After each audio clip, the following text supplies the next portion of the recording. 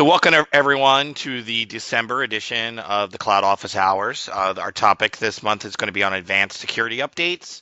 We're going to walk through a really interesting scenario that paints a picture of tying all the pieces together, and then we're going to introduce a new feature and invite a new guest to our calls, Jeff Fowler, our senior security strategist. I'm not even sure I have that title right, Jeff, so you can introduce yourself when the time comes with the proper title. But where we're going to introduce a new 5 to 10 minute segment in every month where regardless of the topic, we'll have a 5 to 10 minute security update about what's new and coming from a security perspective as well. So we thank Jeff for stepping up to join the calls to do those. Roughly speaking, about 30 minutes on our topic, then we'll open the mic up. As you guys know, most of you have been on the calls before now at this point, so we're usually done in about 45 minutes to an hour total. We'll let you guys get back to getting ready for the holidays. So welcome everybody. You Already Own It team is myself, Bob Ballard. I'm the principal cloud strategist here at Planet Technologies. Jerry Martin, who is a senior cloud strategist on our team. Mary Tucker, who keeps us all in line to make sure that we're doing all the things we need to do. We get these sessions scheduled. We get our conversations scheduled with our customers, et cetera. Thank you for that, Mary. And Steve Winter, of course, sponsors the program, and he's our vice president of the East region. So everybody on the call, don't forget, as part of the You Already Own It benefits that we have here, you have the ability to email youalreadyownit at go-planet.com, and that will reach out to our team of subject matter experts and ask questions, right? So while we ask that you not send sort of an emergency, my server is down question to there, but anything around, what should I do? I have trouble understanding, picking a strategy, etc. Feel free to email, and one of us will get back. We'll get back with you right away, and if we need to research further, we'll do that from there. So we sort of think about this month's topic as a little bit of a security tidbits session. There's a couple of things we're going to do. But I thought I'd start off by telling a story, and this is a real story that happened to a real customer that is well documented sort of internally at this point. So and I thought I'd use the story not so much to just talk about this particular solution, which I think is fantastic and can benefit many, many customers, right? But to talk about sort of the picture it paints about what happens when I get all these pieces, right? What can I really do when I look at the entire stack, and how can I use these things not only in, we often think about these Microsoft packages as a collection of features. But what they also open, and you'll see demonstrated as we talk through this, is it's a platform to be built upon. And that's what I think is really fascinating about the story and can be eye-opening for some security pros as they see it. So the sort of code name for the solution developed by a good friend of mine, over at Microsoft, is called Phish Hunter, right? And it's specifically designed to sort of attack a new type of phishing attack and sort of walk you through it. But again, I'm using it to illustrate sort of the kinds of things that can be done. So, what is it built on? It's built on advanced threat protection, cloud app security, Azure AD Premium, and Power BI, right? So they're kind of an interesting collection of capabilities that you wouldn't always think to associate with each other, right? So here are the pieces and parts, and then I'll walk you through the scenario, right? So, if we talk about Azure AD Premium 1, we leverage the conditional access policies and multi-factor authentication to block attackers signing into Office 365. On P2, that's baselines and monitors users' logins, detects anomalies, applies risk tags to accounts and sessions, right? And we'll talk about where that plays a role. And then on the ATP side, right, we use this to protect from phishing URLs, time of click, and allow the revocation and blocking of attack URLs, right? Cloud app security. This provides the forensic behavior data, right? And to look at for the attack investigation, maintains known attack signature policies, and tracks indications of the compromise, right? And we'll talk a little bit more about that. Then we take all of this with Power BI to sort of correlate all the data from the threat assessments that happen here and track the indications of a compromise. And then we leverage Azure automation as well to walk through, reduces response times for account protection, et cetera. So let's walk through one more peek here at sort of the pieces, right? So on the email side, we use Exchange Online Protection to block known bad email, Office 365 Advanced Threat Protection to protect unknown bad email, right? And those are slightly different. And then on the identity side, right, we use the conditional access features to block risky sign-ins. We use multi-factor authentication to increase the level of challenge. And we use Azure Identity Protection to detect risky sign-in behaviors, right? And again, we'll talk a little bit more about that in a second. From the behavior side, right, we use Cloud App Security to remediate a known attack. We also use it to challenge an unknown attack, and I'll talk a little bit more about that in a second. But we actually start to say, okay, if we have some behaviors that are known that correlate to this type of attack, are there other behaviors similar enough to this one that raises red flags, right? And I'll talk a little bit more about that.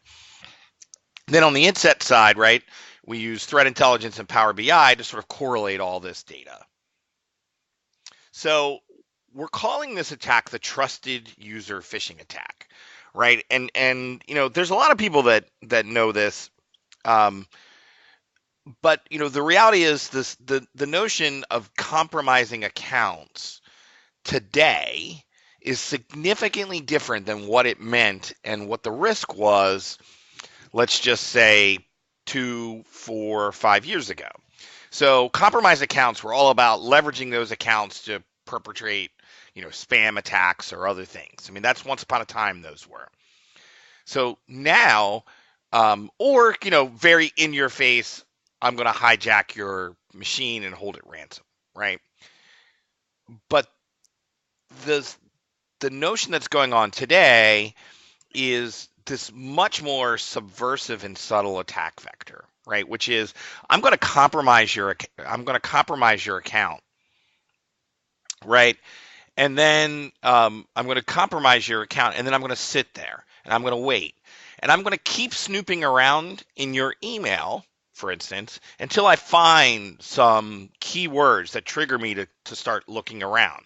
Those keywords may be payroll, HR, benefits, you know, in the case of academic institutions, right? You know, your student enrollment information, things of that nature. And they sit around and they, you know, they gain unauthorized access and they look around for these types of keywords, right? Then they, in fact, so let's just say, now let me tell this, step into the real story. This is a large academic institution. What happened was this type of attack was initiated. They sat around in faculty and staff and administrators, etc., snooping around for payroll. So they found the link to, now they have the compromised account. They found the link to the internal payroll, to the HR payroll site. They created a rule in Outlook that said any email that contains the word payroll automatically delete it. Then they went and changed their payroll information on the HR payroll site using the compromised credential. The notification that goes out, as we all know, when you change that, was immediately deleted because they got into Outlook in advance and set Outlook rules. So this notification of deletion of the change of account. So they went in and they actually changed the routing bank information of hundreds of employees. Check this again. Hundreds of employees. So when payday rolled around, hundreds of employees did not get paid. The attacker got paid in their disposable bank account, which was already, money was collected, account was disposed of, and off they go. So this particular academic institution lost money at the tune of close to $500,000 of lost payroll as a result of this type of attack. So, by the way, it doesn't have to be an academic institution. But one other scenario that did happen in an academic institution is the same thing with student enrollments. So they look for the student enrollment information. They get into the student information system. They, in a higher ed university, they unenroll from classes, set the refund bank account to a different one, receive the refund. So when the student shows up, they're neither enrolled nor do they have their money. So as we look forward, right, we can look at some scenarios, however, as we look at this. So what happened in this scenario? Okay, well, somebody accessed and logged in. That login wasn't coming from somewhere near, right? How far away? There's a lot of thought process can go, and it depends on your particular environment, et cetera, about what is acceptable or not. But if someone logs in and within 24 hours of logging in creates Outlook rule, logs in from a out of the country origin, and then within 24 hours creates Outlook rules, particularly containing keywords, then we can start to correlate to say, with near 100% certainty, we know that this is this trusted user phishing attack. So we can start leveraging pieces and parts. So as we keep going, so then we start saying, okay, we see that somebody has logged in from a bad destination. In and of itself doesn't automatically mean a compromise. Maybe they're traveling. There's lots of things. We then also detect that an Outlook rule has been made. We can then apply remediation to say require two-factor authentication, or if we, on a scale of 1 to 100, it's 100, we can lock the account out, right? There's a number of things we can do as we start correlating that information together. So we use Cloud App Security, ATP, Power BI, Flow to actually go look up against a threat matrix and then see if that threat matrix, in fact, and that threat matrix today is designed for this trusted user phishing attack, but tomorrow could be designed for anything. And then actually notify the user, notify the administrator, etc., about this. Block that URL. So the idea here is that we've built a platform, right, that allows you to take pieces and parts. So if you think about the solution, hey, we're using some of the Azure AD premium stuff to take a look at what's going on. Where are people authenticating from? We're using some additional bits and pieces to look at behaviors from the users. We're taking what we would say are risky behaviors from users and building a threat matrix, leveraging something like Flow, which is a function of Office 365, to look against it, see if these behaviors are correlated, and then take action based on those, right? So when somebody comes to me and says, okay, so what do I really get, Bob, when I get G5, E5, A5? This is the kind of stuff you get. The ability to correlate multiple strings of security products, tie them together with an offering that's included in G3, like Flow, create some process around it, and get incredibly real-time, interactive, remediative actions based on from a number of sources, including Power BI, looking at the data, etc. So, one of the things that happens when we look at sort of, okay, what do I get with Azure AD Premium for level 2, right? What comes along with E and A5. Well, what you start to be able to do is this anomaly detection engine, right? Is to say, hey, we've got a number of things: the location, the user, are they an admin user? Is there anonymous proxy? Time since the last activity? What ISP are they coming from? There's a whole series of those, right? So we can take all that information and create what we call a session risk assessment, right? Then we set a threshold to say, hey, based on that threshold trigger, maybe it's just the built-in notification system in Office 365. Maybe you have an entire monitoring system that you want to leverage and bubble up in front of. Maybe it's OMS, maybe it's, Splunk or any other tool that you might have in your environment, but create a trigger that allows you to sort of make an assessment that, if I'm above 80, I'm going to create something. Then leverage the product itself to say, if I go above 80%, an 80 session risk, I'm going to immediately challenge that user. I'm going to enable multi-factor authentication and challenge that user to use it. Let's just say I'm not using it for every user all the time, right? So if you already are, that's great, but we often know that many of our customers are not using multi-factor authentication across the board for 100% of their users. So if you have a user that isn't enabled for MFA, hitting this threshold, turning it on, creating a challenge, something intermittent between that and disabling the account, which, by the way, if you cross a higher threshold, might be what you would want to do regardless. So there is a pre-built solution in partnership with Microsoft and Planet to sort of enable all of these pieces and parts, tie it together. By the way, one of the things that comes with this assessment or this opportunity is using a tool to assess your environment and determine whether you have compromised accounts. So within hours of engaging, Planet can determine whether you have compromised accounts. And many people say, I don't have compromised accounts.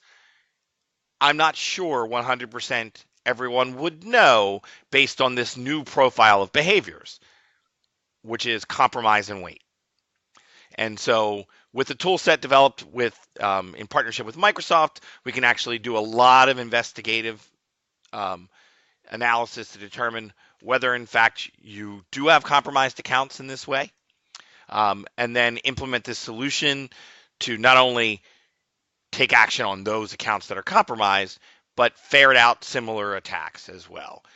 There's a good chance that this is funded by Microsoft. Reach out to your account rep, and they can certainly talk to you about this. So any questions before we move on to the security brief with Jeff? Any questions about the Phish Hunter solution? It's a lot to take in, and it's probably more than a 15-minute conversation to really get the grasp of it. But if there's a much more thorough presentation that I can give on this topic, please feel free to reach out. I'm sorry, was somebody trying to talk? I thought I might have heard somebody piping up. So feel free to reach out to either the You Already Own It address, my address, rballard@goplanet.com, or your account rep or anybody else you know at Planet. We're happy to deliver a much more thorough deep dive on this. This is probably a 1-hour conversation if you want to fully understand. With that, and no further ado, let's introduce Jeff Fowler. Jeff, what exactly is your title, sir? So my official title is the Federal Senior Cloud Strategist, although to your title earlier for me, I definitely focus a lot more on security these days than anything else. So your title does work. No problem. Okay. So introducing now a new monthly occurring. We're going to take 5 to 10 minutes in every single session and give a security update. That way, even if our topic's about Power BI or data or some new Office 365 collab functionality, any of those things, we're still going to take 5 to 10 minutes to talk about security. I think is a great idea, and thanks, Jeff, for stepping up. And with that, I will turn it over to you, sir. Very good. Thank you very much, Bob. Definitely appreciate it. Kind of building upon what you're talking about with the Phish Hunter scenario and trying to find where your local accounts have been breached and whatnot. I mean, we're all going through the process of digital transformation, with that being an overall goal of any organization, any business, any federal, state, education, organization in general. But really, security has to be an underlying tenet to ensure success. Even just looking at the evolution of IoT, each device has its own perimeter, everything's connected, but they also have their own attack vector. We've seen many examples of major attacks on systems and services and organizations that have been launched from IoT devices, from your smart device in your home has been compromised and is now being used against you, for example. So really, when you look at your security posture, you really need to look at how you're protecting your systems, how you're detecting what's happening, and how you're going to respond. And really, traditionally, the industry has been really focused on just protection, the hard shell and soft GUI center. But as with regards to finding where you've been phished and attacked and people have breached your systems, that's not really the case anymore. You've got to watch out for what's happening on the inside. So that's where tools like advanced threat analytics can really look at your accounts on the inside and see what's happening from an on-prem perspective. And really, when you take the perspective of assume breach, that's really where you need to be these days. Most organizations, as someone once said, 50% know they've been compromised, the other 50% don't know they've been compromised. So I also agree that it's hard for any organization to say with 100% certainty that they don't have any bad actors inside their systems these days. So as we look at things and security in general, how do you respond to events? Can you auto respond to events? Can it work by itself to scale as part of a holistic cycle with automated security in place? And when you look at your tool sets you have in place today, the average number of security vendors that chief information security officers work with these days is probably over 40. That alone is a risk to organizations. So when you look at it, you've got to look at your platform. In the Microsoft customer case, you've got a great advantage because they own/build the Windows operating system, the server operating system, the server and desktop applications, devices, data, infrastructure, identity, and really they know better than anyone else how to secure them, across the board. And when you take the approach of identity-driven security, that really changes the model from, well, I'm protecting my walls of my castle, but that's not what people are going after anymore. They want your data and they want your identities. They can get your identities to collect your data. They're going after your IP that you have in your organization. And it's really changed the model quite a bit for any organization that wants to protect themselves against threats. And whereas traditionally, things have improved. Organizations, it takes less time for them to detect a breach these days. But by saying that, it used to be a couple hundred days. It's down to 140 days before organizations realize that they've had a breach. And even just looking at the Yahoo breach from a couple of years ago, the number of accounts that were compromised is equal to a third of the world's population, which is pretty scary across the board. So it's really a different world these days. And from the customers we worked with on security side, we've been doing security assessments for our customers across Office 365 and Azure, on-prem and Windows 10, as well as from a shadow IT perspective, as well as now Phish Hunter. And it's really eye-opening seeing what's out there these days and just how advanced the attackers are becoming to go after our systems and our services.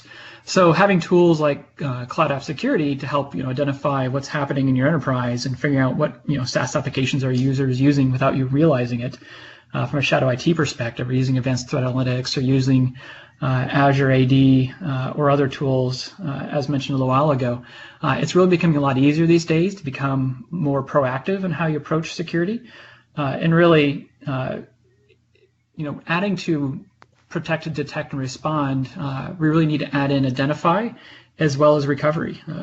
when you've got a single breach can cost you over $1 million, anything you can do to automate security is a good thing across the board, to protect your privileged accounts, to protect your identities, to protect your data and your IP, and all the critical things that, basically constitute who you are as an organization and what you do. So that's what we've really done at Planet to help improve those things for our customers across the board. So today was mostly a highlight of kind of where we are from a state of security today. As we look at industry alliances and the government and our peers and our partners, it's really trying to figure out what is the best approach to helping our customers secure their enterprises and organizations and help them protect and do what they do to carry on the mission of the organization, but in a secure way as you go through your digital transformation to the cloud. Now, Bob, do you have anything to add from your perspective, or Jared? Yeah, so while it's not in a direct security perspective, it's a little more around the compliance side. You want to just give them a quick update on one of what I thought was a spectacular announcement from Microsoft in the last week or so around the compliance tools that they're adding? Yeah, absolutely. So one thing that was launched last month in public preview that we'll probably see in general availability next month is a new compliance manager that exists on Microsoft's Trust Portal, where essentially you can look at different frameworks and that you use to, from a compliance perspective that applies to your organization. It could be, if you're in Europe, it could be GDPR. If you're in, a business, it could be ISO standards such as 27001 2013 version, or could be from a FedRAMP perspective or NIST standards. Really, this helps you from an informed perspective on hooking into your existing Microsoft services, into Azure, into Office 365, into Dynamics 365, and pulling that information together for you and showing you what controls map directly to the tools you have in place today and the technologies and the security and other compliance type activities you've done across your organization. And it's really it's really interesting to have a true single pane of glass that gives you a real-time risk assessment across your Microsoft Cloud services. And it provides you actual insights and recommended actions as well to improve your data protection capabilities, to simplify your compliance via streamlined workflow, as well as audit-ready reports. And really just having the controls of data protection regulations and standards are really important for our customers, and having it all readily identified and easily assignable to your staff for completion review is just really a fantastic trend that we're seeing from Microsoft these days to really dramatically improve compliance and adherence to standards and the various controls that you have to take in consideration on a daily basis. Thanks, Jeff. And so Planet, so we engage. We have an offering, a security and compliance and governance quick start. That not the entire thing, but a big piece of this is essentially doing what this new compliance manager tool is, not the decision-making part, right? Because that's where we help and that's where our expertise comes into play. But the not so fun part of maintaining a spreadsheet manually based on what the answers are to these questions, right? So just to clarify a little bit what Jeff said is, this tool says, here is a control, right? So let's just say the standard is HIPAA, right?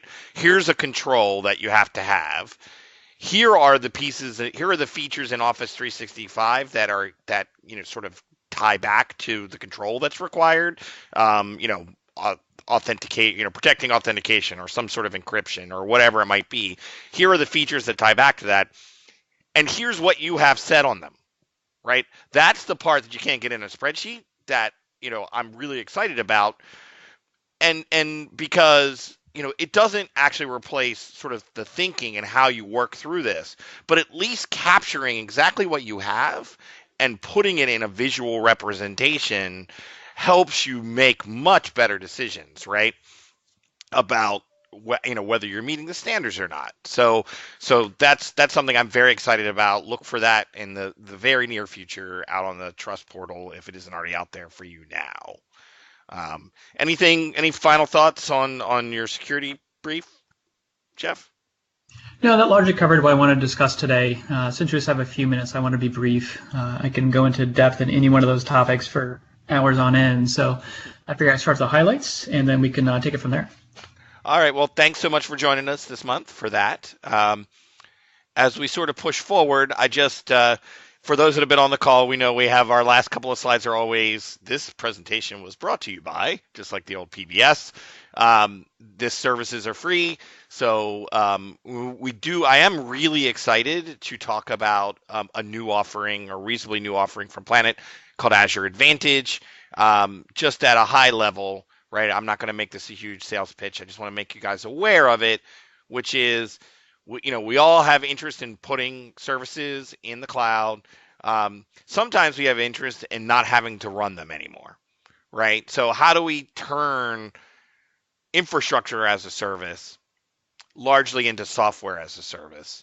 And that's through leveraging something like Azure Advantage and having Planet actually manage those. Just at a high level, there's 24/7 phone support, email support, data recovery, performance monitoring, ongoing management of a series of things done daily, weekly, and monthly, as well as actual advisory services about how to improve performance and lower costs and all of those things, all wrapped up in a sort of per server, per month price. So if there's any interest, feel free to reach out to the team. They're happy to talk more about it. I just want to make sure everyone's aware. We've been doing it for quite some time, but we formally launched it as sort of a bundled up product and had this sort of managed direct pricing, fairly recently. So we wanted to make sure everyone was aware that that exists. And with that, we are a thank you.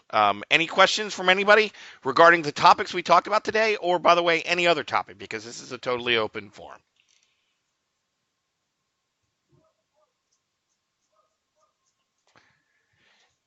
Jerry, I know you had some conversations around Phish Hunter with some customers recently. Any insight you want to provide around that thought about what's happened the last couple times? Well, I think the conversation has largely been focused on the parts, the amalgam of everything that's created Phish Hunter as a solution, and the discussion around those pieces and parts that tends to be driving a lot of our discussions. The feature, what it provides, how it solves those problems, the flow automation, all those pieces tend to be a large part of our discussions. And I think as Jeff said with his part, and as you mentioned, this is easily a much broader, much deeper conversation. And I really encourage folks to reach back out to us using the You Already Own It email address, or any of us directly, to get a little bit deeper insight into the action and the activity that creates the solution as a whole. Because as you mentioned, a 15-minute overview is very hard to do that, but at least it gets the idea out there. And the thing that resonates with everybody, and I think you said it, but it really bears repeating. Nobody we've spoken to, not a single person we've spoken to, outside of the assessment proving it, not a single person we've spoken to can say they don't have that vulnerability. Every single person we've spoken to is vulnerable, and I would say that I think we're going to stay with that track record until we can get this solution deployed. So that's the key piece of message that I wanted to pass on. Yeah, and I would say in feedback from our Microsoft brethren who, really helped develop a lot of the logic behind this solution, in the initial pilot engagements for this tool, not one single customer that had the account compromise tools run on their environment came back with 0 compromised accounts. So the reality is you have them, more than likely. And whether they're, and you've been fortunate in this point in many cases, maybe that they just haven't really stumbled across anything that's interested them enough to sort of wreak this type of stealth phishing attack. But every single person who's gone through the assessment has had compromised accounts. In some cases, in some of the academic institutions, thousands of them. So, any other questions from anyone? I know it's the holidays and we're trying to wrap up. A lot of people are off, but if there's any questions for anyone, pipe up.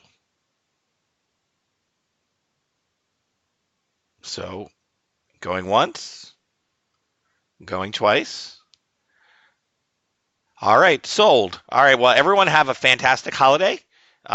We look to see you next month in our next session, and have a happy new year, everyone. Thank you.